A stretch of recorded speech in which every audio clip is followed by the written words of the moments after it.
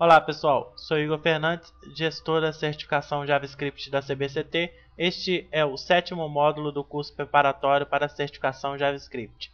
O site da CBCT é www.cbct.com.br. Quem quiser seguir no Twitter, twitter.com/cbctbr. Neste próximo exemplo, vamos mostrar questões sobre interação com o usuário, melhorar um pouco essa interação entre o seu aplicativo e o usuário. Então separamos ali duas funções, uma função de confirmação e uma função de questionamento com o usuário.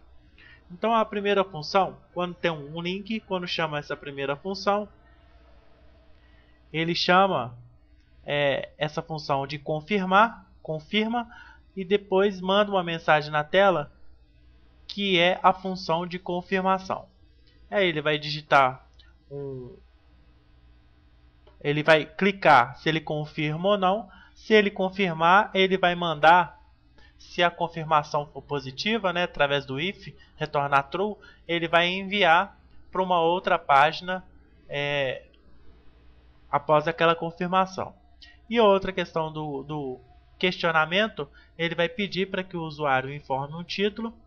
Esse título, se ele digitar um título, um nome qualquer, essa função ela vai trocar o título ali da página. Tá aqui o título preparatório para a certificação JavaScript, e quando ele digitar um título, ele vai document.title, ele vai trocar o título conforme o que ele digitou. Vamos ver aqui no exemplo.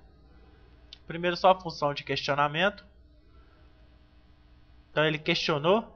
Ali tem um if, se eu dar um ok, significa que vai retornar true para aquela função. Então nós colocamos a função de questionamento dentro de um if. Então se retornar true, ok, ele redireciona para uma outra página, a do HTML. Ok? Vamos voltar aqui.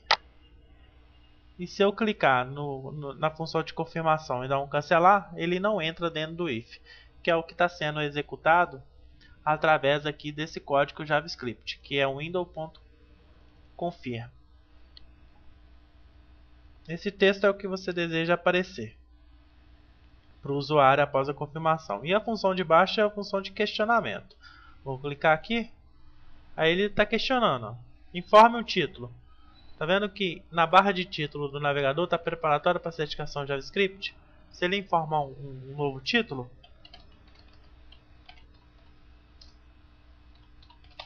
e dá OK, a função vai trocar o título da página.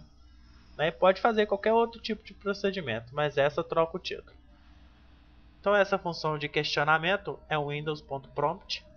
Aí ele dá uma mensagem, informa o título, e existe dois parâmetros. Um é qual a mensagem que vai aparecer no usuário, o segundo parâmetro é o que já vem digitado por padrão dentro daquela caixa de mensagem. Então eu vou colocar um conteúdo aqui só para a gente observar lá no exemplo. Vou dar um atualizar na tela. Atualizou. Clique em questionamento. Tá vendo aqui, ó? Informe um título. E aqui um conteúdo padrão. Aí se eu quiser apagar e informar um novo título, aí ele vai trocar o título lá daquela página. Então o segundo parâmetro é um conteúdo padrão que vai aparecer naquela função de questionamento.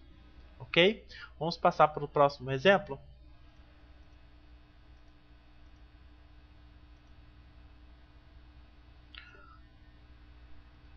Próximo exemplo, agora eu já tenho um formulário, e dependendo do que ele for escolher no formulário, ele vai para uma página qualquer. Então tem vários campos de rádio dentro daquele formulário. Vou mostrar aqui o exemplo.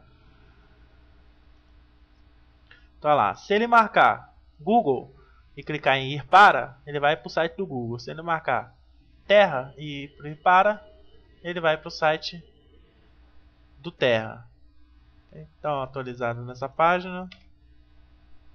Beleza. Vou marcar aqui ir para o site da CBCT, clicar em ir para. Então dependendo da opção que ele marcar, ele vai ir para aquela outra página. Então está carregando aqui o site da CBCT.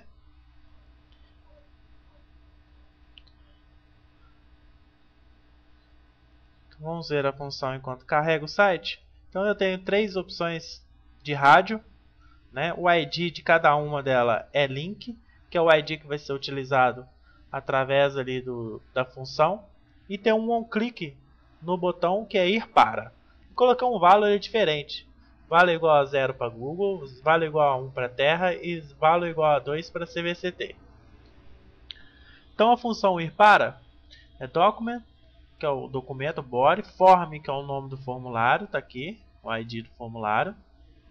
Link, que é o ID do campo. A primeira opção, que é o 0, se ela está marcada, que é igual a true, se ela está marcada, ele vai fazer o redirecionamento, que é location.href, redirecionamento para essa página do Google. E aqui é a mesma coisa, um outro if, se a posição 1 tiver marcada, que é aqui do Terra, ele vai mandar para o site do Terra, location.href. E a terceira opção, mesma coisa, e manda para o outro site. Ok? Vamos para o próximo exemplo. É o mesmo tipo de funções, só que a gente agora está utilizando um campo de select. Vou mostrar aqui primeiro. Aqui no campo select. Tá aqui. Então ele está com a opção de selecione.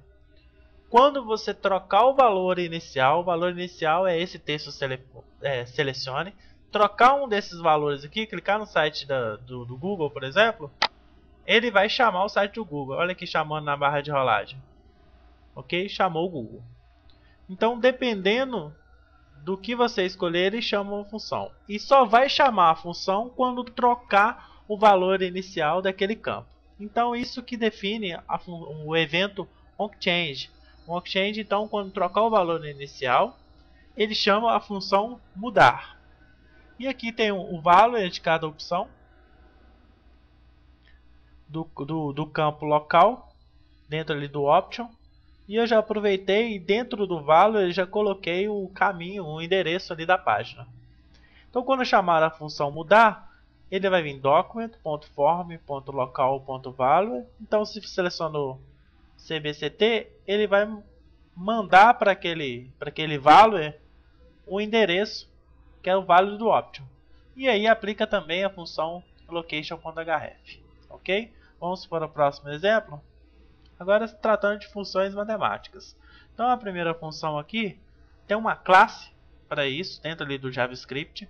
Uma classe, e dentro dessa classe tem alguns métodos e esses métodos eu vou utilizando na medida que eu quero algum tipo de operador matemático. Então a primeira opção aqui tem um método e tem uma constante, que é π. E aí você pega o valor de π. Então math.π, aí eu pego o valor de π.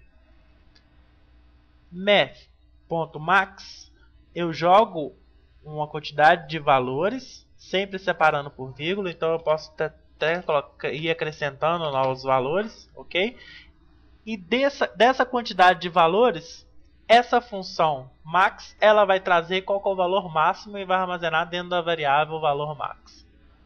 Min, mesma coisa, só que vai trazer o valor mínimo e vai armazenar. Potência, você joga um valor, a potência do outro valor. Então ele joga o resultado aqui dentro dessa variável.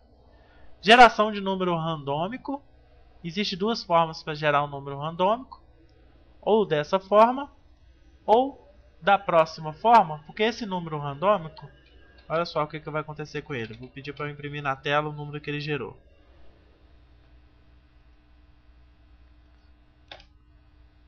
Olha como que gerou. Gerou 0.92. Ah, mas eu não quero eu quero um número inteiro. Então a próxima função aqui, ele converte tudo para número inteiro, né? Então o flow converte para o número inteiro. Então pega só a parte inteira daquele campo. E ele pega uma função randômica, multiplica aqui por 9 para gerar um número ali de 0 a 9.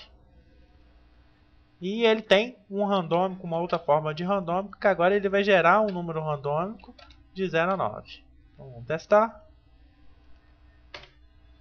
Aí gerou. Então atualizar. E gera um próximo número. Olha lá. Atualizar novamente. Atualizar novamente. Olha lá. Sempre gerando um número randômico de 0 a 9. Ok? Então esse foi o nosso exemplo deste módulo. Aguardo você no próximo módulo.